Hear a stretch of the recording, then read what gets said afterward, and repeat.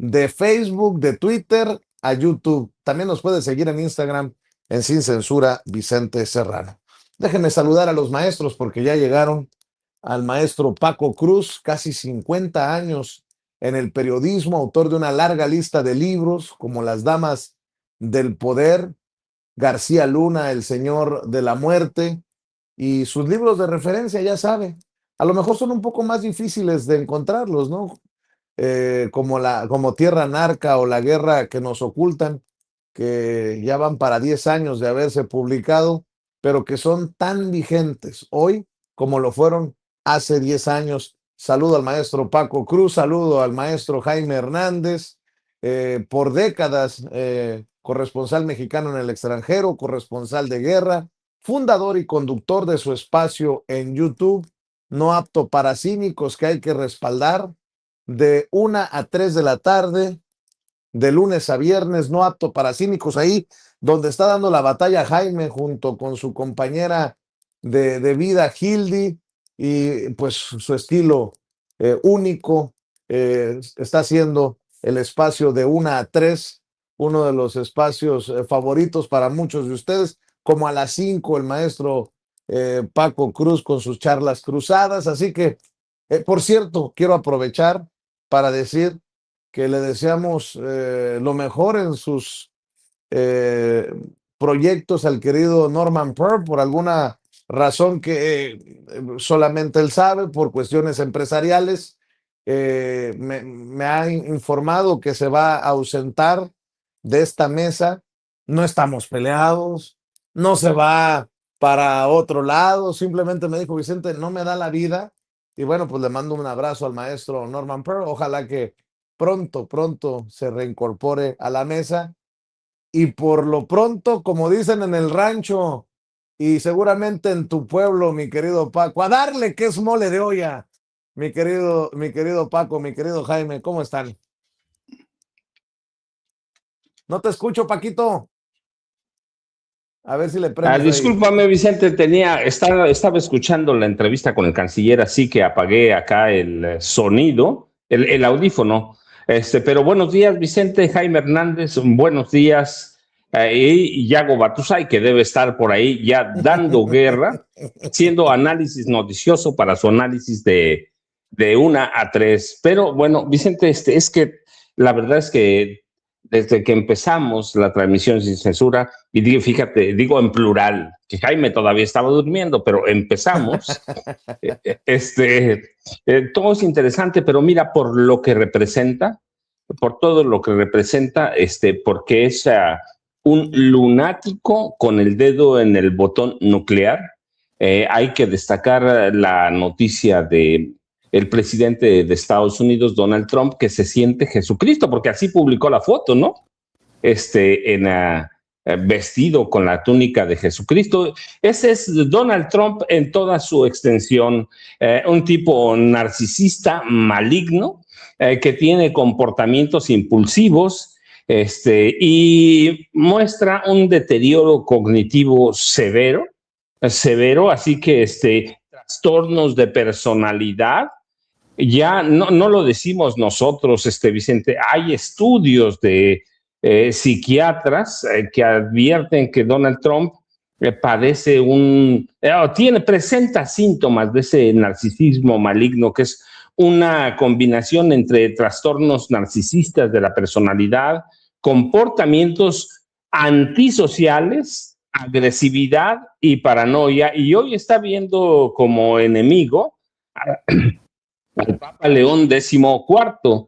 Prácticamente lo está viendo como un comunista, y la foto lo que nos dice es la evaluación que hacemos, ¿no? Es un tipo que ya está perdido, lo perdimos, seguramente lo perdimos desde que entró a la Casa Blanca, pero está perdido, se siente el todopoderoso, se siente ya no el iluminado, mira, se siente Dios verdaderamente, un hombre que tiene, que en al que el contexto político no le da para más. No, ya no se trata de discutir si tiene actitudes mentales, o lo que está haciendo. Simplemente hay un grupo de poder en Estados Unidos, incluidos en la Casa Blanca, que aguantan a Donald Trump para que no se caiga el Partido Republicano, para que no se caiga MAGA, pero la salud mental ya no es controvertida, tiene severos problemas de salud mental. Ya no hace falta, yo digo, con esta foto ya no hace falta un diagnóstico. ¿Cuántos católicos hay en el mundo? 1,600 millones, ¿no? Así que para mí Trump es verdaderamente un peligro, y lo grave, digo yo, es que es un tipo destructivo, peligroso, que tiene la mano en el botón nuclear. Ciertamente no es tan fácil, pero es capaz de eso, es capaz de eso. Va a haber un momento en que la gente que está en torno a él no lo pueda controlar, no lo pueda controlar, y se junte a otros locos igual que él, que además lo que hizo cuando llega a la Casa Blanca, elige un gabinete. Él lo ha dicho, no lo decimos nosotros, Vicente, ha dicho que le gusta rodearse de tontos, por no decir pendejos, porque esa es la palabra, para que pueda él brillar. Y rodeado por ese grupo de personas, pues cualquier día ordena oprimir el botón nuclear y le van a hacer caso. Y va a lanzar 2 o 3 ataques nucleares sobre Irán, que además la verdad es que 2 o 3 ataques nucleares le darían una ventana de tiempo suficiente a las autoridades de Irán para ordenar una serie de ataques para destruir las plantas desalinizadoras y acabar prácticamente con el Medio Oriente. Así que para mí, por lo que está pasando en el Golfo Pérsico, por el fracaso de las conversaciones, no sé si fueron conversaciones porque cada uno llegó con una agenda, pero por ese fracaso que muestra la derrota de Donald Trump abierta, clarísima, las amenazas que ahora ha hecho de cerrar el el estrecho de Hormuz, cuando está cerrado el estrecho de Hormuz hace mucho, hay un claro control del gobierno de Irán. Así que este trastorno de personalidad antisocial y trastorno de personalidad paranoico debe tener al mundo, sí, con la vista puesta en Donald Trump, Vicente. Y eso es nada más para un saquecito, porque el maestro Jaime Hernández tiene todo.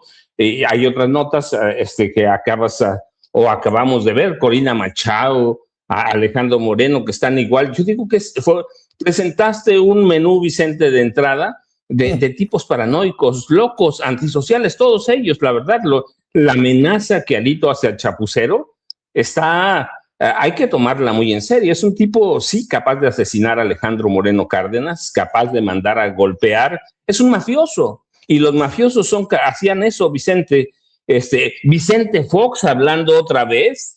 Verdaderamente fue un programa para lunáticos el que presentaste en la mañana. Tenemos noticias pendientes y creo que sí debemos analizar lo que te mandamos ya tarde, pero lo de el análisis que hace Wall Street Journal sobre Omar García Harfuch y su romance que tiene con los mexicanos, que eso tenemos que hablarlo, pero Jaime Hernández, primero el saquecito, y esto lo dejamos para un plato fuerte en unos momentos, Vicente. Buenos días. Jaime Hernández, buenos días. Fíjate, eso del Wall Street Journal, fue el Wall Street Journal, ¿no? Lo de Omar García Harfuch. Sí. Mira, el enamoramiento de México con su jefe de policía, ¿no? Una gran atracción. El otro día fui a mis vueltas a un banco ahí en la Ciudad de México, cerca del Zócalo, y le tomé a Ceci 3 videitos, 4 videitos, no sé cuántos, se los mandé. Ahí le encargo cuando los tenga Ceci, que los comparta, porque yo me saqué de onda. Cobijas con la cara de Omar García Harfuch, toallas con la cara de Omar García Harfuch. Dije, ¿qué es esto? O sea, no sé. Fíjate, Vicente y Jaime, nada más un saquecito, aunque luego lo analicemos bien. A mí, cuando vi eso, inmediato me recordó a Enrique Peña Nieto. ¿Tú te acuerdas aquel Enrique Bombón te quiero en mi colchón? O Enrique Mangazo contigo me embarazo. Voy a repetir lo que dije con Enrique Peña Nieto, Vicente. Lo dije en 2009, ¿eh? Antes de que Peña Nieto se convirtiera en presidente. En 2009, en Negocios de Familia, luego en 2010 en Tierra Narca y en AMLO, Mitos, Mentiras y Secretos, que es como una trilogía. Dije, Enrique Peña es un asesino, es un narco, es un ladrón, pero va a ser presidente de la República. Hoy voy a decir lo mismo, ¿sí? Omar García Harfuch puede tener un romance con los mexicanos, pero para mí es un ladrón, ¿sí? Muy proclive a la corrupción, es un tipo abusivo, es un tipo vengativo y revanchista y puede ser presidente de la República. Para mí es eso. Omar García Harfuch es igualito a su padre, sí, Javier García Paniagua, y es igualito a su abuelo Marcelino García Barragán, pero luego hablaremos de eso, Vicente. Nada más que me recordó con lo que estabas diciendo a Enrique Bombón, te quiero en mi colchón, y Enrique Peña Nieto, lo recuerdo porque además lo tengo escrito en Negocios de Familia. Enrique Peña Nieto decía, hasta en el papel del baño, hasta en el papel de baño, si hace necesario, te lo firmo y te lo cumplo. Y hoy me da lo mismito, la mismita impresión, Omar García Harfuch, Vicente Jaime. Yo difiero un poco, maestro, permíteme diferir respetuosamente, porque no veo necesariamente eso de esas estupideces que gritaban a Enrique Peña, que en su momento también las repudiamos los que estábamos en Estados Unidos, ¿no? Como que te quiero en mi colchón y tonterías estas que le gritaban. Yo no lo veo a ese nivel, pero sí me sacó de onda ver cobijas. A ver, para que vean que no estoy exagerando, videos de su servidor. Si me muevo mucho con mi pulso maraquero y les ofrezco una disculpa, pero yo los grabé, estos me llamó mucho la atención y precisamente para mostrárselos. Y por alguna razón se me fue el rollo, pero creo que vale la pena por lo que publican en Estados Unidos de este romance de México con su jefe policíaco. A ver, suéltalo, Ceci, por favor.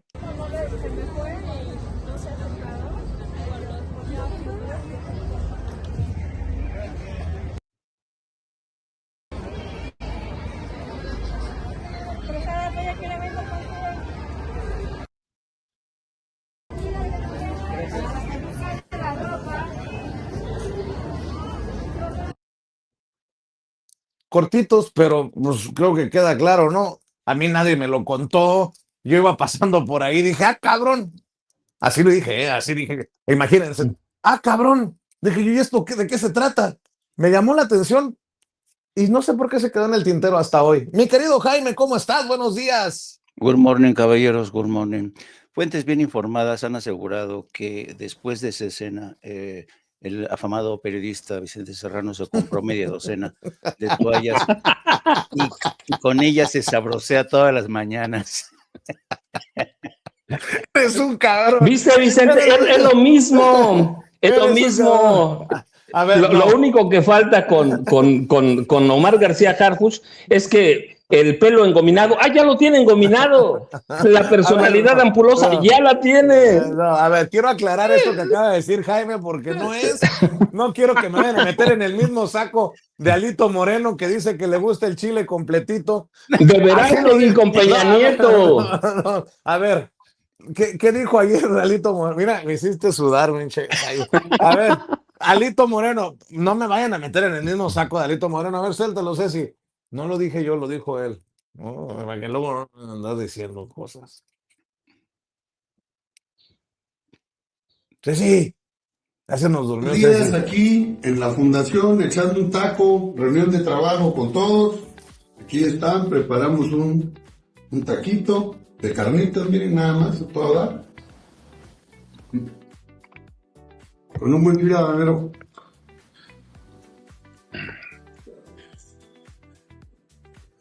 Completito.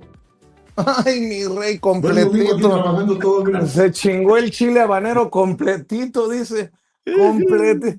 No le vayan a regalar una cobijita de Harfuch a Alito Moreno, porque. Perdón. mejor aviéntate, mi querido Jaime, porque Híjole, ando mano. desatado yo hoy. Fíjate que hace como un mes, más o menos, la agencia Reuters se dio a la tarea precisamente de elaborar una gran historia sobre estas toallas, fundas, sábanas, sobre Alito Moreno, y hablaba de el sex appeal de Omar García Harfuch, ¿no? Pero más allá de las posibilidades que tiene Omar García Harfuch para encandilar al pueblo de México, una cosa es cierta, tanto la agencia Reuters como The Wall Street Journal ven con buenos ojos el hecho de que Omar García Harfuch sea el próximo candidato a la presidencia de México. Esta decisión de palomear por adelantado a Omar García Harfuch dice muchísimo. No es una nota frívola, no es una nota trabajada sin pensar y que aparezca en las planas del Wall Street Journal. Con esto ustedes saben que el Wall Street Journal es el altavoz de la derecha, del poder de Wall Street, y este palomeo a favor de Omar García Harfuch dice muchísimo, muchísimo. ¿Ustedes creen que The Wall Street Journal le dedicaría un artículo entero a este personaje si no fuera de su agrado? ¿Y por qué lo ven como un candidato presidenciable, con costuras presidenciables? Porque Omar García Harfuch representa el retorno del gobierno de México a la colaboración con las agencias federales de Estados Unidos, desde antes incluso de que fuera nombrado secretario de Seguridad Nacional por la presidenta. Omar García Harfuch ya tenía grandes contactos cuando era jefe de la seguridad en la Ciudad de México, grandes contactos con las agencias de Estados Unidos. Omar García Harfuch, por su formación, por su trayectoria, es un hombre muy disciplinado, conocido sobre todo en el mundo militar. Así es que para Estados Unidos es un buen candidato. Que esto se traduzca en el respaldo de Estados Unidos incondicional, no lo sabemos, ya sería mucho adelantarnos, pero lo que sí también es muy cierto es que este personaje cuenta con el apoyo incondicional de la presidenta de México. Y este apoyo de Claudia Sheinbaum es la que de alguna manera a mí me permite por lo menos pensar que García Harfuch es digno de confianza, pero ¿quién soy yo para darle el visto bueno a Omar García Harfuch? Yo sé que el maestro Paco Cruz, que también se compró su pack de toallas para asolearse en tierra caliente, pues no tiene muy buena opinión de él, pero ya sabes, así es el amor. Y está a una distancia corta del odio, queridos amigos. Estoy leyendo cada cosa que escribe la raza. Ceci no te respondía porque fue a leer su cobijita de Harfuch. ¡Qué poca madre! La gente no perdona Nada. nada. Oye, el que no perdona una es Trump. Ahora remetiendo contra el Papa. Oye, ya tumbó a la Ayatola, que dice Ceci, no se pasen conmigo en el chat de Sin Censura. No, Ceci, perdone, yo nomás estoy leyendo lo que la gente escribe, para que vea que no. Bueno, dicen en redes sociales que no, ya ves, Paco, no es lo mismo ni es igual, que no, que son diferencias, ¿no? Entre Enrique Bombón, te quiero en mi colchón, y García Harfuch. Ahora son los hombres los que le gritan a Harfuch. Escuchen. A ver si lo tenemos por ahí. ¿Ya lo tienes, Ceci? Es que un güey le grita, Harfuch, hazle un hijo a mi vieja y yo lo mantengo. Raza, perdonen ustedes. Arrancamos muy picantes. Este, esta semana. Oye, a ver, Donald Trump dándole hasta con la cubeta al Papa León XIV, que no se deja. Y eso está muy interesante. Que el Papa le diga, yo no tengo miedo al gobierno de Estados Unidos. Obviamente no me quiero confrontar con Donald Trump, pero decía, Donald Trump ya tumbó al ayatolá, ¿ahora qué quiere? Mira, fíjate lo que voy a decir y espero que entiendan el contexto. Le llega a pasar algo al Papa León XIV y el desmadre que se arma en el mundo, ¿eh? ¿Por qué? Por lo que estamos viendo, por un Donald Trump que tiene incontinencia verbal, diarreica forma de expresarse Donald Trump. Bueno, eso. Y recuérdenme en una de las vueltas, Paco, Jaime, de mencionarles algo que me recordó un amigo, que podría ser algo así como una exclusiva de Sin Censura. Porque mientras los priistas y los panistas le están exigiendo a la presidenta Claudia Sheinbaum que acepte el reporte del Comité contra Desapariciones Forzadas, me recordaron una nota del Universal en tiempos de Peña Nieto, cuando el relator de la ONU dijo que había tortura generalizada, tortura e impunidad generalizada en México. ¿Y dónde estaban los priistas y panistas que hoy le exigen a la presidenta que se doblegue y que se siente en el banquillo de los acusados? ¿Dónde está la ONU que en algún momento dijo que había tortura e impunidad generalizada en México y que ahora sale con este reporte por el tema de las desapariciones? Quiero que hablemos de eso también, pero mi querido Paco, usted manda, voy con usted. No lo oigo, Paco, no lo oigo. Discúlpame, Vicente Jaime, discúlpame. Primero esto y luego vamos a lo de García Harfuch, pero primero lo de las desapariciones. Aquí lo hemos dicho, Vicente, este país tuvo gobiernos y presidentes de la República que son responsables de desapariciones formadas. Es el caso de Enrique Peña Nieto, es el caso de Felipe Calderón, podemos ir a Gustavo Díaz Ordaz, a Luis Echeverría Álvarez, a José López Portillo, a Carlos Salinas de Gortari. A cada uno de ellos podemos ir. Este país tiene escuela de crímenes de guerra y de desapariciones forzadas. Los priistas, los panistas nunca dijeron nada. Claro, la misma ONU nunca. ¿Cuántos años tiene, por ejemplo, el Tribunal Penal Internacional con denuncias archivadas contra Felipe Calderón Hinojosa por crímenes de guerra y por desaparición forzada o crímenes de lesa humanidad? Desde 2011, antes de que terminara su gobierno, hay denuncias contra Felipe Calderón Hinojosa. La ONU nunca dijo nada. La realidad es que este comité contra las desapariciones forzadas en la ONU sí tiene intereses políticos, tiene intereses de golpear al gobierno de Claudia Sheinbaum Pardo, y yo lo he platicado, Vicente, cuando este comité realiza o hace un análisis, estudio y documenta la desaparición forzada y crímenes de guerra en los gobiernos de Calderón y Peña Nieto, calla y lo guarda. Y ahora lo reactiva extemporáneamente, es decir, lo presenta años después y el comité aclara, extrapolamos los datos. Yo ya he platicado, yo hago mucho eso, extrapolar para entender las tendencias futuras y darle contextos a mis libros, y lo aclaro cuando lo hago. Extrapolar, uno toma cifras actuales para conocer al futuro. Pero también he aclarado, es un método científico que falla bastante, porque uno, por ejemplo, voy a decir, si uno tiene una tendencia u odia a una persona, pues entonces va a entrevistar a las mismas personas de antes, que ahora son anti-4T, y te van a decir cifras peores. Entonces, cuando tú extrapolas, dices, yo entrevisté otra vez a personas. Pues sí, pero entrevistaste a enemigos del régimen o del gobierno en turno.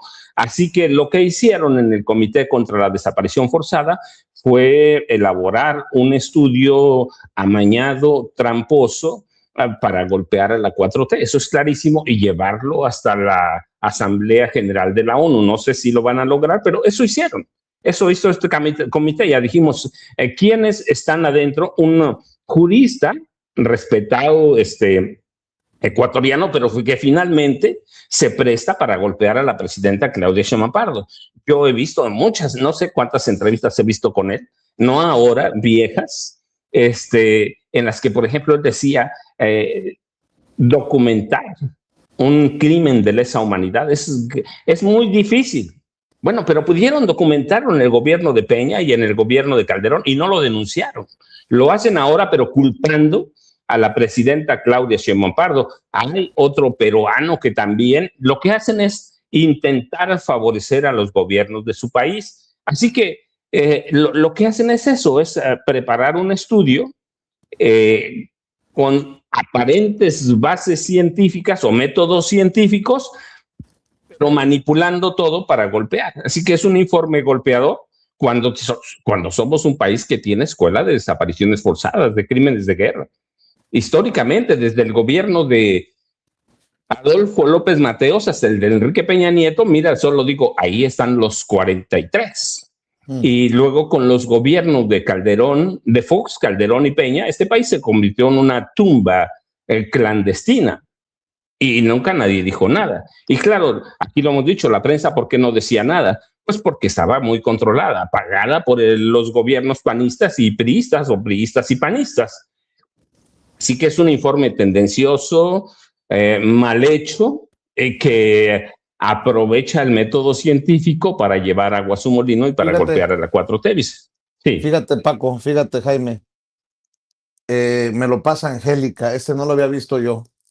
Mi amigo me había pasado el del Universal, pero este es del País de España, firmado por Verónica Calderón, 2 de mayo del 2014. ¿Y dónde está esta ONU? Que se dio cuenta que había tortura generalizada en México y se esperó hasta el 2026, 12 años. Fíjate, Naciones Unidas afirma que la tortura en México es generalizada. El relator de la ONU en el tema, que realizó una visita de 12 días, afirma que casi todos los cuerpos policiales mexicanos practican abusos contra los detenidos. Pero la impresión que tengo es que lo que quieren hacer el PRI, el PAN y Movimiento Ciudadano es contarle a la gente, oiga, cuando llegó la 4T, corrieron a todos los policías y contrataron a todos los policías. Pues son policías que venimos arrastrando desde hace muchos años. Dice, la tortura en México es una práctica generalizada en casi todos los cuerpos policiales. Existen casos en los que un mexicano o una mexicana ha sido detenido por un agente vestido de civil, sin una orden de arresto. Han entrado a su casa sin un permiso judicial y han amenazado a sus familiares. Luego se los han llevado, les han vendado los ojos e insultado, los han golpeado con los puños, con los pies, a patadas, les llegan a dar con la chicharra, un artilugio que utilizan para darle descargas eléctricas en los genitales. Es posible incluso que hayan sufrido algún tipo de violencia sexual. En otros casos los han exhibido ante algún medio presentándolos como delincuentes sin juicio de por medio. Es más, a veces ni siquiera han podido hablar con el que será su abogado defensor. Así lo demuestran las denuncias recolectadas por el relator especial de la ONU sobre el tema, Juan Méndez, en las conclusiones presentadas en la capital de México este viernes.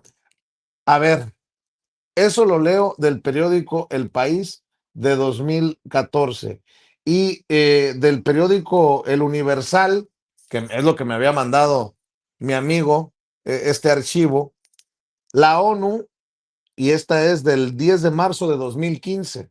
La ONU dice que la tortura en México es generalizada y con impunidad.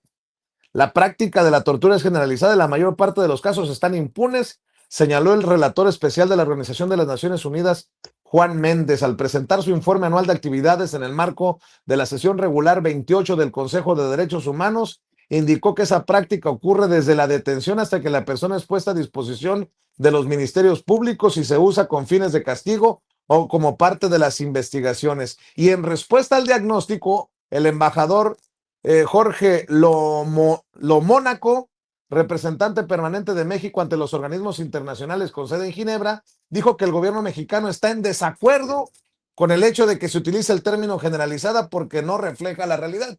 Y ahora dicen en el PRI también, hijos de la chingada, cínicos, es que las desapariciones son forzadas y generalizadas en México. Acepten lo que dice el Comité de Desapariciones. A ver, tenemos un problema de desapariciones, claro, pero está documentado el cochinero que estamos arrastrando desde los gobiernos de Felipe Calderón. Por eso está un libro como García Luna, El Señor de la Muerte, que era el secuestrador. La guerra que nos ocultan, Vicente. Bueno, pues desde hace 10 años se publicó La guerra que nos ocultan. Ahora me salen con que este reporte debe de aceptarse sin chistar por parte del gobierno. Bueno, ahí lo pongo sobre la mesa. No, Vicente, es que es un informe sesgado. Yo pongo ejemplos clarísimos. Bueno, está lo de Peña Nieto y los 43, que es el problema más grave de desaparición forzada, de crímenes de lesa humanidad y de crímenes de guerra del gobierno mexicano más reciente, ¿sí? 26 y 27 de septiembre de 2014. Y luego está lo de Felipe Calderón Hinojosa. El ejército mexicano tenía órdenes, por ejemplo, de no dejar heridos, de convertirse en una fuerza letal. Había una política de Estado para asesinar personas, para desaparecer personas, y Calderón las llamaba víctimas colaterales. Pero yo te decía, podemos ir al gobierno de Zedillo, de Carlos Salinas de Gortari, que desaparecía, Salinas de Gortari desaparecía opositores, pero a diestra y siniestra. Y eso era una orden de Carlos Salinas de Gortari y de su ejército. El ejército de Miguel de la Madrid trabajaba para el narco, para el cártel de Guadalajara. El secretario de Defensa era responsable de cuidar los campos de droga de Rafael Caro Quintero. Ahí está el Rancho Búfalo, por ejemplo, ¿sí? Y hago mucho a un señalamiento de José López Portillo. En un momento dado, cuando nombra a Arturo el Negro Durazo director de la Policía del Distrito Federal, que era entonces, que tenía jurisdicción prácticamente en todo el país, la CIA lo convoca y le dice: señor presidente, pero el Negro Durazo es un narcotraficante, pertenece al crimen organizado, tiene bandas de asaltantes, bandas de narcotraficantes, de narcomenudeo. Y López Portillo les dijo: sí, señores, pero él va a desaparecer a todos los comunistas que ustedes quieren que desaparezcamos, a todos los terroristas mexicanos. ¿Y qué hizo el gobierno de José López Portillo? Desaparecerlos a todos. Y no hablo de los halcones ni del 68, del batallón, sí. Entonces, cuando tienes todos estos elementos, además que son comprobados, y la ONU, y nadie lleva este problema a la ONU, tú dices: algo hay raro. Lo de Peña debió haber estado en el Consejo General de la ONU, desaparecer a 43 estudiantes cuando había tantos documentos, cuando se sabía que Enrique Peña Nieto estaba vinculado. Pero claro, los gobiernos de México, de Peña hacia atrás, trabajaban para el gobierno de Estados Unidos directamente. Y no voy más atrás porque trabajaban bajo salario, 5 presidentes mexicanos bajo salarios de la CIA. Así que hoy debemos entender a esa oposición que quiere llevar al banquillo de los acusados a México, Vicente. Yo así lo entiendo. Y mira, nada más déjame responder. El mismo _mom en el chat en vivo dice: lo que pasa es que don Paco Cruz tiene mala idea contra Harfuch por el legado de donde viene su abuelo y su padre. ¿Qué culpa tiene el de donde viene? No. Tengo cosas que yo he documentado personalmente contra Omar García Harfuch. Si digo que es un ladrón, es porque es un ladrón. Si digo que es proclive a la corrupción, es porque lo tengo documentado claramente. Así que no tiene nada que ver con su abuelo. Lo que yo digo es que sigue después, con eso que yo documento, sigue el legado de su padre, Javier García Paniagua, y de su abuelo, Marcelino García Barragán, y lo que dije se parece mucho a lo que yo viví, documenté en 2009, bueno, lo documenté en 2006, 2007, 2008, y en 2009 publiqué Negocios de Familia. Y dije lo mismo, dije: Enrique Peña Nieto es pariente de 6 gobernadores, es un ladrón, es un asesino, es un narcotraficante, pero va a ser, no dije que podía ser, dije va a ser presidente de este país. Bueno, pues lo mismo ahora digo de Harfuch. Yo tengo documentado cómo es proclive a la corrupción, cómo corrompió a la policía de la Ciudad de México, más todavía que ya era un ente corrupto. En la época de que él era jefe de la policía, yo dije: la policía de la Ciudad de México es la mayor mafia que tiene este país. La mayor mafia. Sigue siendo la policía de la Ciudad de México la mayor mafia que tiene este país. También cuando salió García Luna, el señor de la muerte, dije, García Harfuch usa la caja de la policía como un instrumento personal. Hoy lo digo y lo afirmo y lo sostengo. Además, con documentación, García Harfuch quiere usar a la caja de la policía para financiar su campaña presidencial e insisto y reafirmo que el jefe de la policía actual, Pablo Vázquez, es un títere de Omar García Harfuch. Si lo saben la jefa de gobierno, si lo saben la presidenta, voy a decir lo mismo. García Harfuch debe responder a Claudia Sheinbaum Pardo, no a nosotros. Y el trabajo de nosotros es documentarlo y decirlo. Y si es presidente, pues será cosa de los electores, lo mismo que con Peña. Pero ese es el sistema político de este país, Vicente y Jaime. Bueno, pues ahí está, como siempre lo digo, las opiniones sin censura y aquí no hay línea. Aquí nos podemos expresar abiertamente de los temas como lo consideremos y obviamente pues también los leemos a ustedes. Tan es así que Paco les está respondiendo a ustedes que los lee en el chat en vivo y en directo de Sin Censura. Mi querido Jaime. Pues déjenme hincarle el diente al tema de Donald Trump y al caos que ha generado en Oriente Medio después de este pertinaz pero fallido intento para tratar de borrar el mapa según los designios de Benjamín Netanyahu. Evidentemente no esperaban, y fíjate que es increíble cómo Donald Trump se ha convertido en un presidente que no jamás voltea hacia atrás para ver cuál ha sido el recorrido de todos y cada uno de los jefes de Estado en Estados Unidos para lidiar con Irán.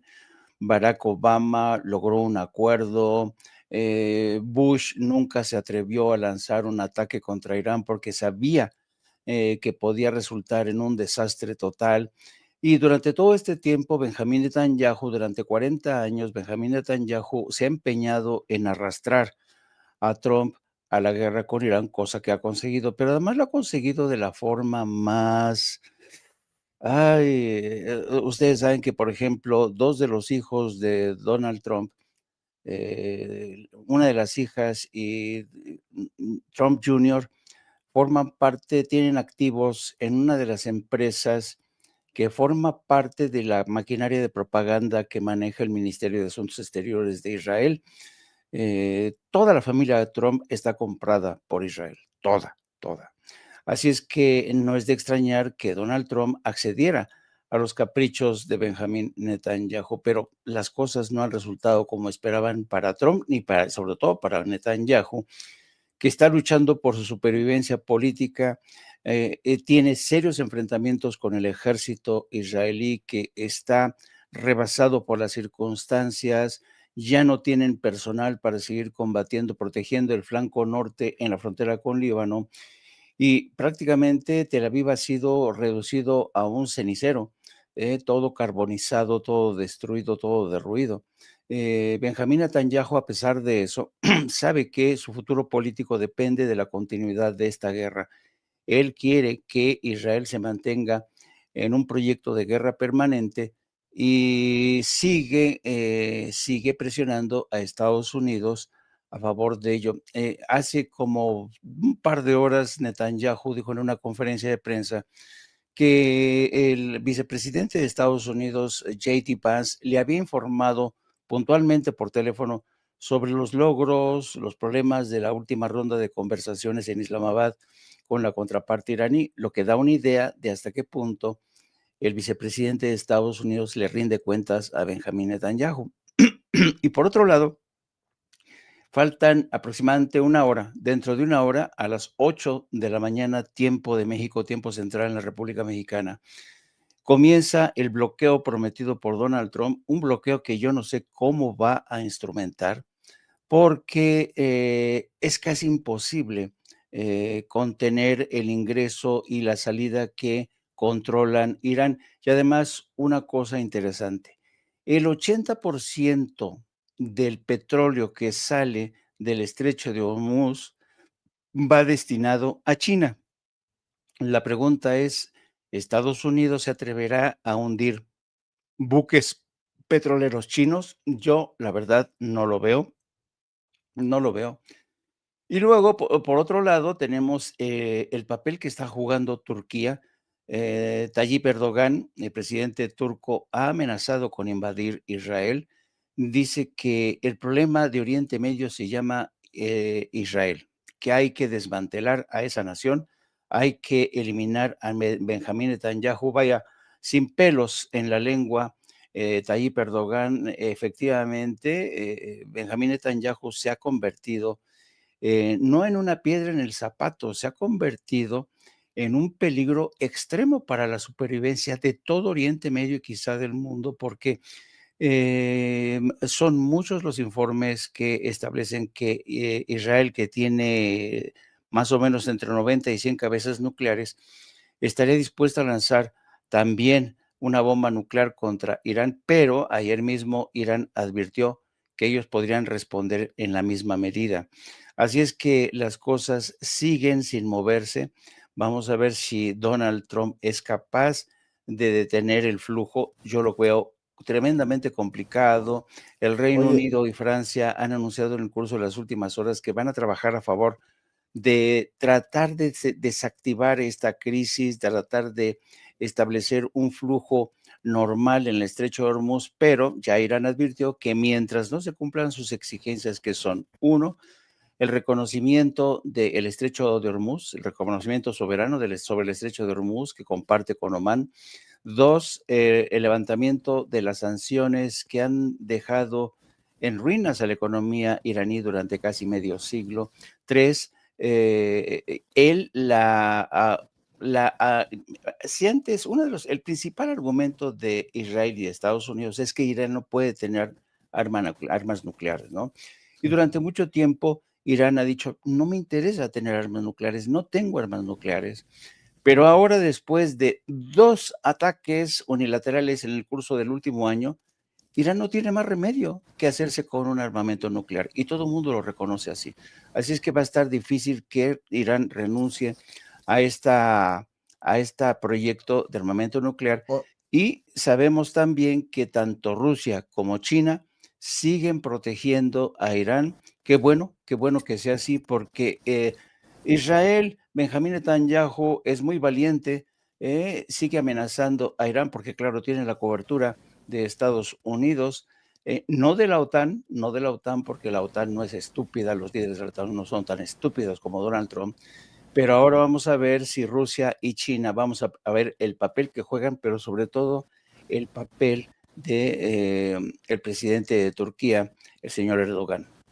oye, Jaime, también creo que es un mal cálculo de Donald Trump pelearse con el Papa León XIV, entendiendo los miles, los millones de católicos que hay en Estados Unidos, ¿no? Estaba viendo una entrevista en equipo de los obispos más influyentes de Estados Unidos, entre ellos Blaise Cupich, el obispo de Chicago, y hablaba el obispo de Washington, D.C., que han bajado los feligreses en un 30% a las misas en español, entre otras cosas.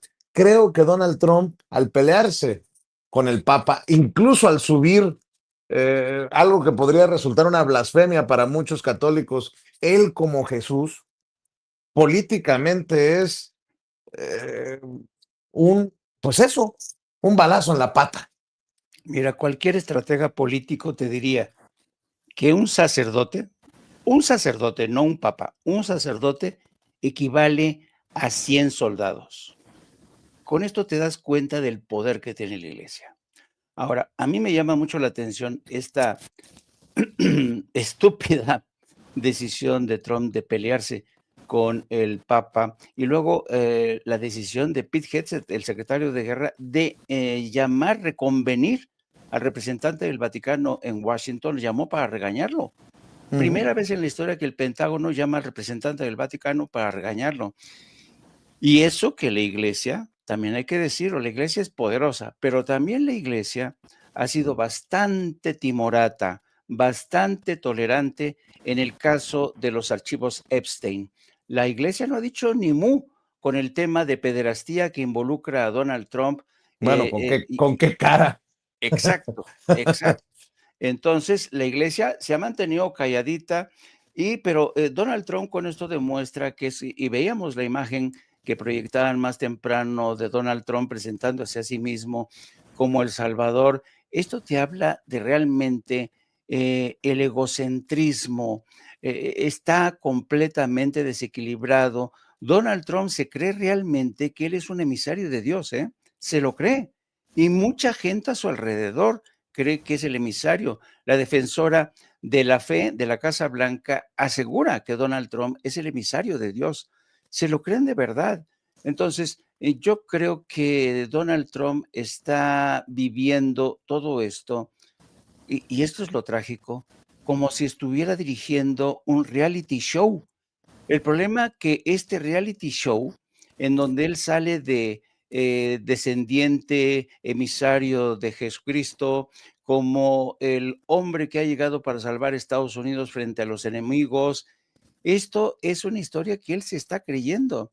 Y este papel que está jugando, que realmente tiene, parece mentira, pero tiene un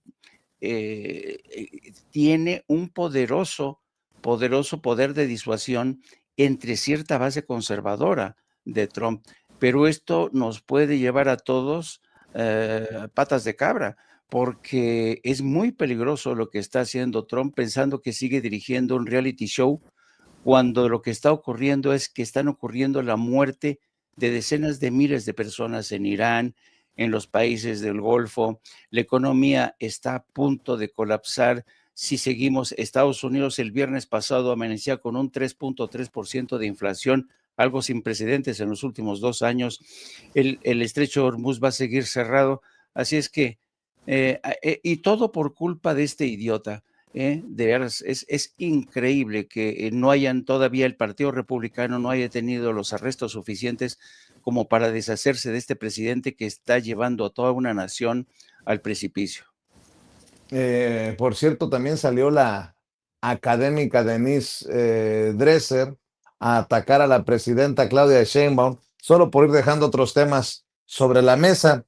Empezaron a circular en la oposición mediática y en la oposición política un video de la presidenta presuntamente regañando a manifestantes en Puebla, allá en San José, Chiapa. Estas personas protestaban contra un proyecto de una planta de reciclaje de basura. Y este es el video que están circulando en redes. A ver, suéltalo, Ceci, por favor. Desde que iba a venir, que iba a dialogar con ustedes. De todas maneras, ustedes... No, pero escúchenme. No, de todas maneras... No, escúchenme. De todas maneras, ustedes se manifestaron a pesar de que les dije que los iba a recibir.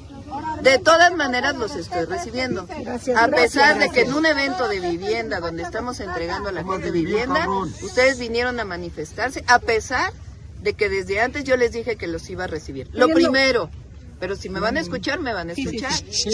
Lo segundo, ya les comenté que se trata de evitar la contaminación, no provocarla. No queremos Lo tercero, para que no haya problema, va a haber una asamblea del pueblo. Ahí le voy a pedir a los secretarios correspondientes que vayan a la asamblea. Pero que sea en San José, Chiapa. Vamos, sí, ahí. El municipio. Y se va a escuchar a la gente. Entonces hacemos la asamblea. ¿Les parece bien? Sí. No, esa votación nada más es para escuchar el proyecto. No vamos a... O sea que ya se va a hacer, presidenta. Se va a hacer. Lo que diga el pueblo no importa. Se va a hacer, presidenta. Presidenta. Sí, pero es que ustedes de dónde están.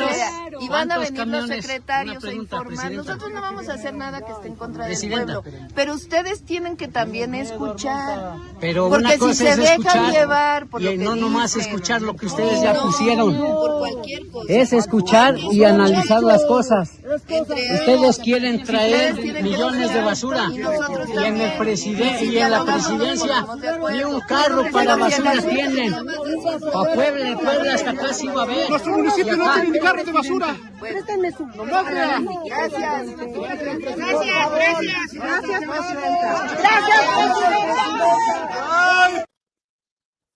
A ver, ¿regaña o apertura de la presidenta incluso con el desorden de quienes se manifestaban a escucharlos? ¿Por qué regatearle a la presidenta esas ganas de escuchar incluso a quienes se manifiestan? Bueno, pues esto publicó Denise Dresser en redes sociales luego de que empezó a circular este video. La presidenta Claudia Sheinbaum actúa como madre superiora de un convento regañando a los malportados, a los infieles, a los que no se arrodillan. Ojalá entendiera que un derecho democrático fundacional es el derecho a oponerse al gobierno.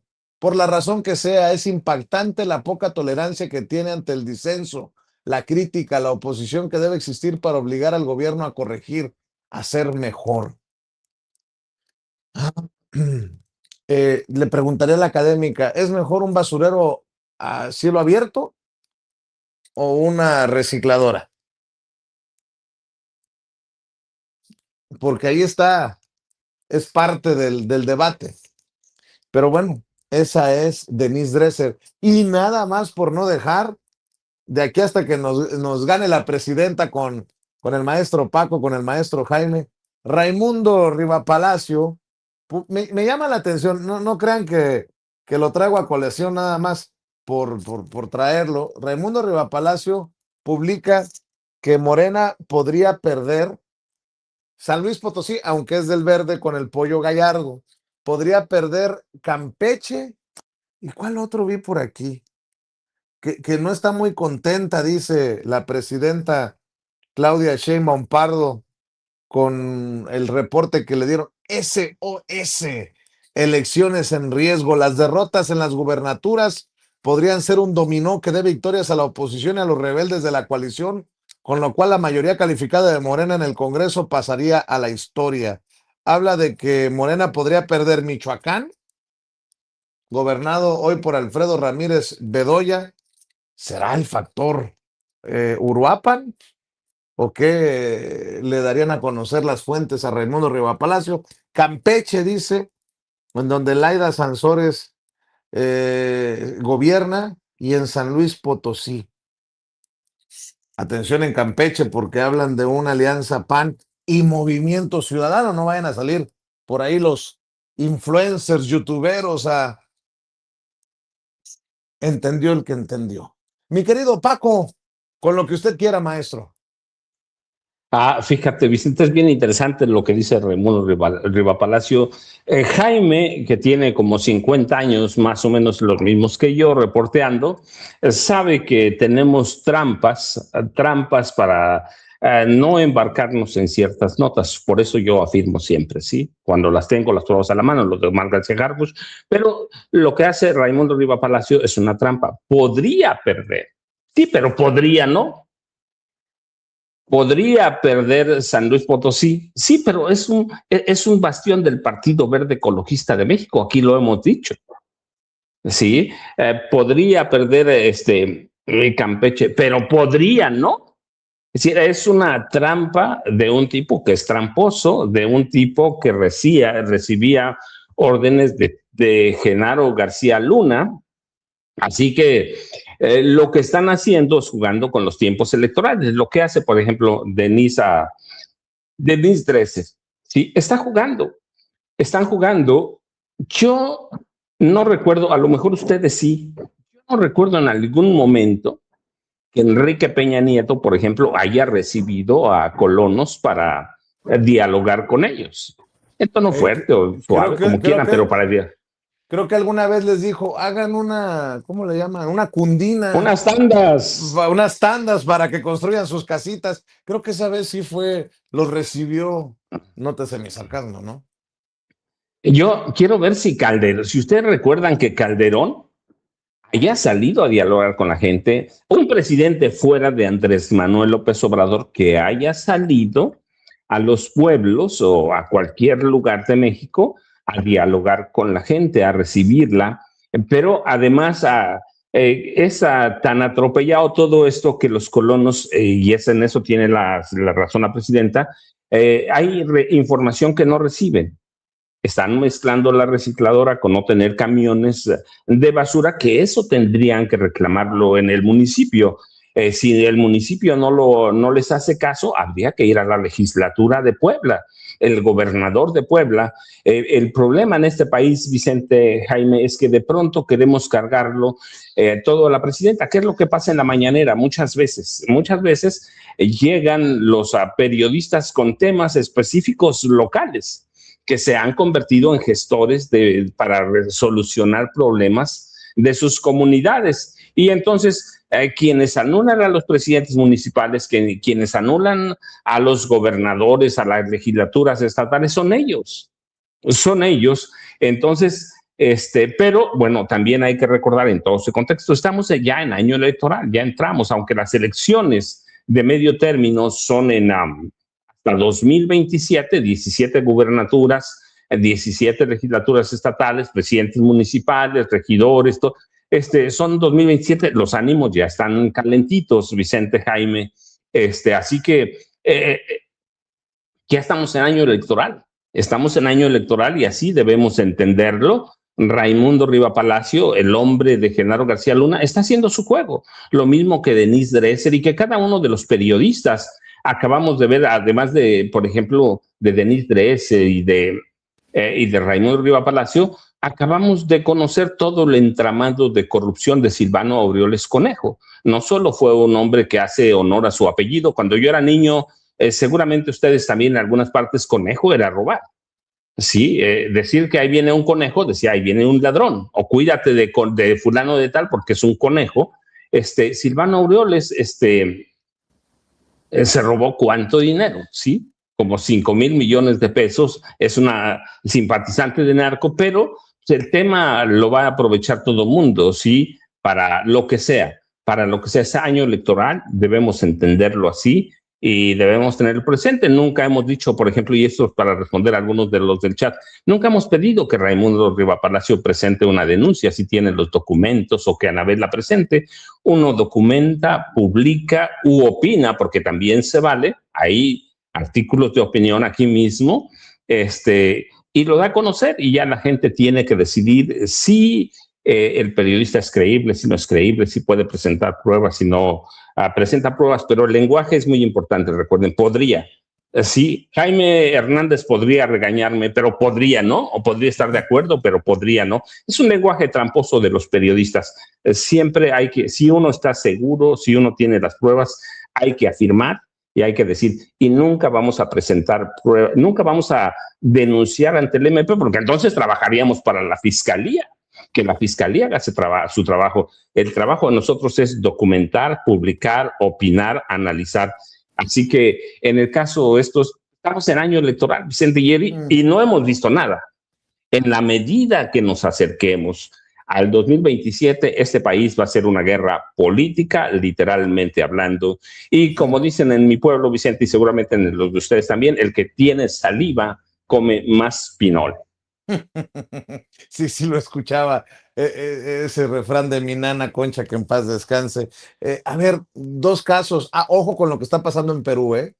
Creo que hay intentona de fraude o fraude completito para imponer a Keiko Fujimori, la hija del expresidente, el dictador Alberto Fujimori, allá en Perú.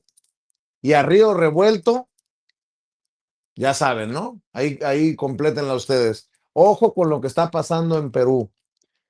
Este fraude que se denuncia podría estarse cometiendo para imponer a Keiko Fujimori como presidenta de Perú. Y otra cosa, en una entrevista con 60 Minutos le decía que se presentaron 3 obispos. Y así como he sido crítico de la Iglesia Católica, que me dijeron en mi casa que era mi iglesia, porque pues yo no la elegí, a mí me dijeron que éramos católicos en casa, así como he criticado el silencio ante casos de violación sexual por parte de sacerdotes, el caso Marcial Maciel, la complicidad de Juan Pablo II y Santo, así tengo que decir que me emocionó mucho ver al cardenal Joseph Tobin, güerito, ojo claro, criticando abiertamente la cacería de inmigrantes por parte del gobierno de Donald Trump, y dijo lo que hemos nosotros dicho. Por eso, mira, se me eriza la piel.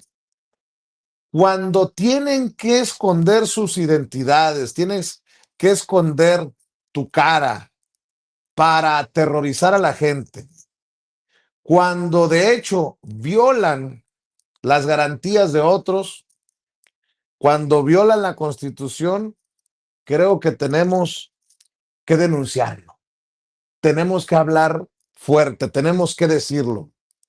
Y eso, pues hay que agradecerlo. Hemos insistido nosotros en el caso de los encapuchados, se lo hemos dicho a la presidenta. Entiendo que es diferente, ¿no? Hablar desde lo político y diplomático y hablar desde lo moral y de lo espiritual. Pero qué bueno que este obispo sale a defender a nuestra gente, ¿no? Y denunciar lo que hemos denunciado. Esta es una cacería con perfil racial por parte de personajes que se esconden detrás de una máscara, y ahí está. Lo dijeron en 60 minutos. Un programa de los más respetados por excelencia, aunque ha tenido sus resbalones últimamente, pero ahí están las declaraciones del obispo. Mi querido Jaime, vamos con usted. Déjame rápido meterme un poquillo con la señora Dresser.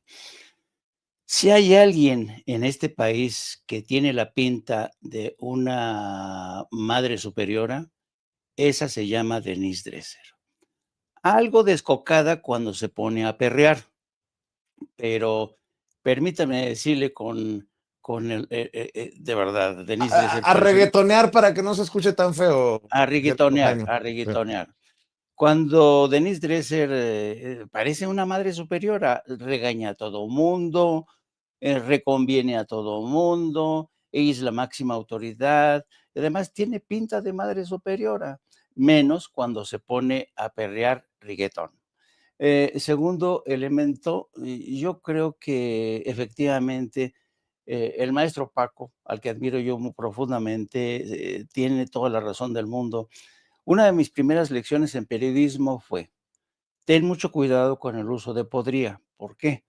Porque no puedes decir, ese avión que va despegando podría caerse, porque puede ser que no caiga, puede ser que siga su vuelo y llegue a destino.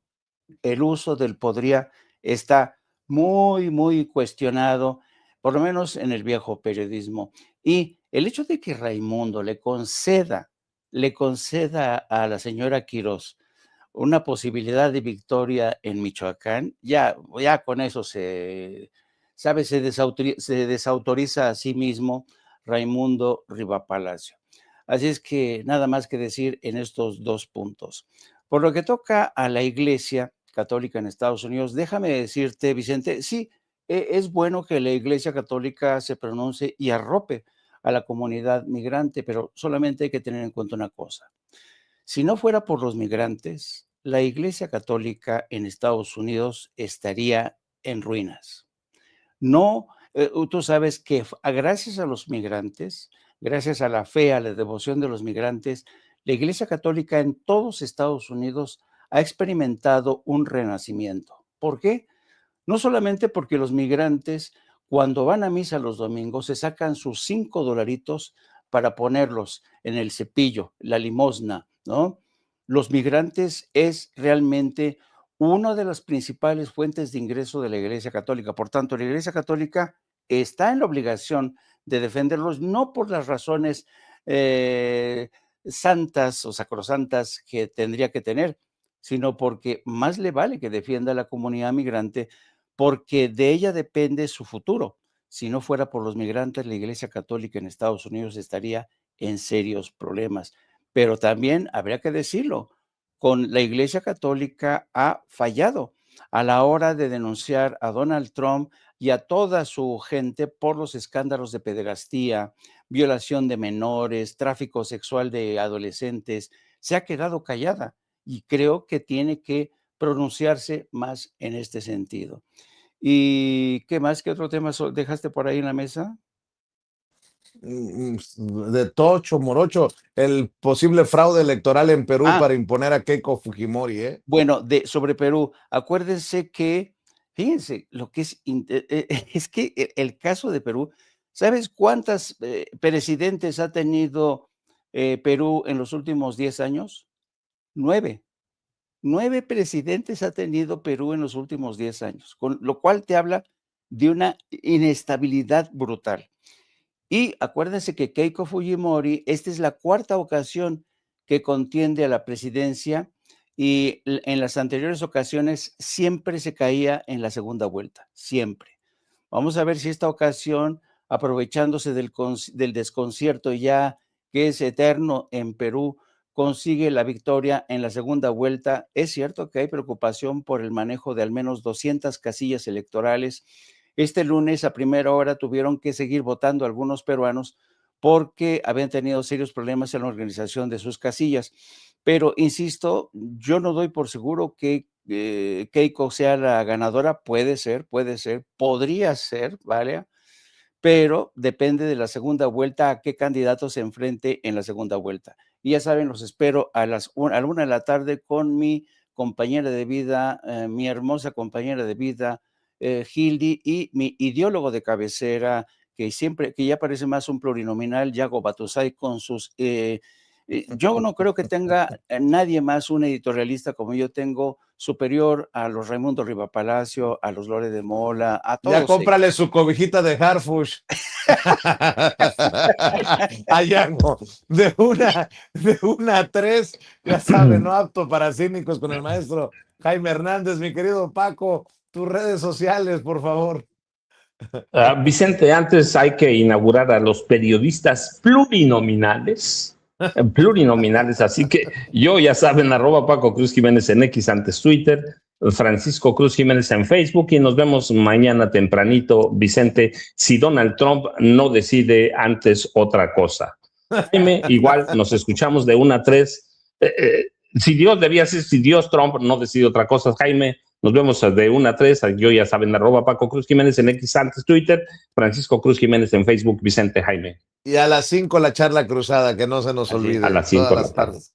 Muy bien. Gracias, mi querido Paco, mi querido Jaime. Un abrazote y saludos a las respectivas familias. Yo le pido que nos siga apoyando con los likes.